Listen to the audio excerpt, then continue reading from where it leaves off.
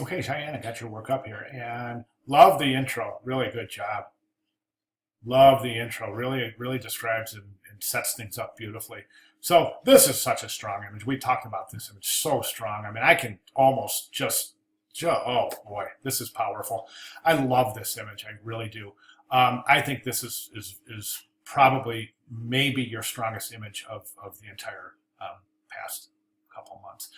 I would not recommend putting a stroke on your photos. And the reason is this, and you've probably heard me mention this before, but basically what you're doing is your photography has this relationship with infinity. Okay, so this child is this is his universe, right, or her universe right here. Okay, so this child is experiencing this expansive universe where this little tiny area is the personal presence of the child. So I think by boxing it in, by adding this stroke around the image, you're boxing that child's world in instead of letting the viewer understand this expansive relationship that this small little person has with this great big universe. Okay, and same can be said with each one of these images. This one, absolutely.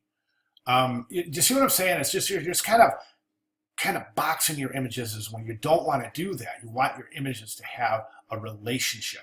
Now, if you want to create a kind of a frame on your images, do it in white because that's not, it's such a powerful, confining color that black is. Okay, so and using a white border around photographs is a fantastic technique. Fantastic technique. It's beautiful framing, but doesn't confine the image. It still allows the image to have this relationship with the outside world, so to speak.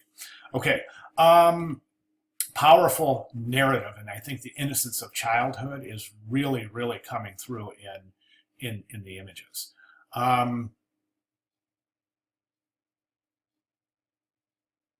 Each one is a strong shot. I'm looking at your exposure. I'll comment on that in a little bit. One of the things I've been talking about is the different sizes of each of the images. Now, in documentary photography, basically narrative photography, you're trying to tell a story. So setting a cadence for that story is very important. And in doing so, you want to keep things as regular to the viewer as possible so that the viewer doesn't have to think about things. They can concentrate on the narrative at hand. By changing the size of the images and the orientation of the images on each page, the subconscious is automatically trying to register these changes, the changes in negative space. Okay, so that said, I think that the mind is starting to work a little too hard trying to register all these changes in the different sizes and orientations of the images and not allowed to concentrate on the narrative at hand. For that reason, I would recommend cropping these to a consistent size. If they don't fit in a consistent size, then maybe think about using a different image or reorienting or maybe even reshooting the shot. Cropping is a wonderful thing. Okay.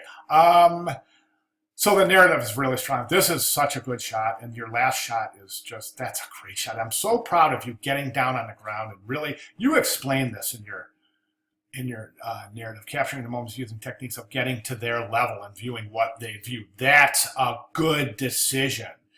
Great decision. And I think that we can clearly see that. You're not looking at these children as children because you're down on their level. And in a narrative aspect, I think that's very powerful. A lot of adults, well, untrained photographers or untrained adults shoot children from this perspective of up looking down, which is it's not good. It's just not good. It's. I mean, could you imagine trying to shoot this baby? This baby you're on her level, and it's fantastic. And the baby understands that, and the baby is identifying with you, even though you have this foreign object in your hand and you're on the ground, as opposed to standing above over the baby and getting probably some unwanted reactions. Great shot. This is a greeting card. It's gorgeous, just gorgeous. Great job. These are great. This is wonderful. And then this is just fantastic. What a way to end your presentation. Love it. Just love it. Okay, technical merits. Let's go ahead and take a look. these are done well. I think the soft exposure, the soft focus in the background is very, very, very powerful in bringing out the main elements of the image.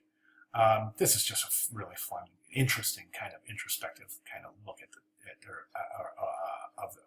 child's relationship with this day that she's going through. This is a little bit blown to black, a little bit in the shadow areas. So in other words, in the black area in the outfit, there's no detail at all. We can see black here just too. There's no detail in the shadow areas, which means that indicating that there's probably not enough light getting into the camera in those specific areas. Photoshop adjustments will take care of that. But just so you know, when you're shooting, these are a little bit underexposed, meaning that the black areas are not showing detail. This is a great shot. Just love it. Again, great shot. Fantastic. This shot is a little bit overexposed, as we can see in some of these areas that should have detail right through here that are kind of blown to complete white. Not bad at all. Not bad at all, but it's there.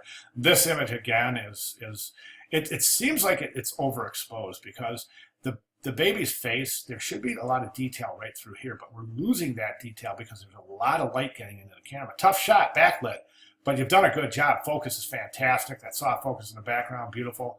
Love the composition, beautiful. I can't say enough about this image. This is fantastic. I'd like to see this in black and white. That's a gorgeous image.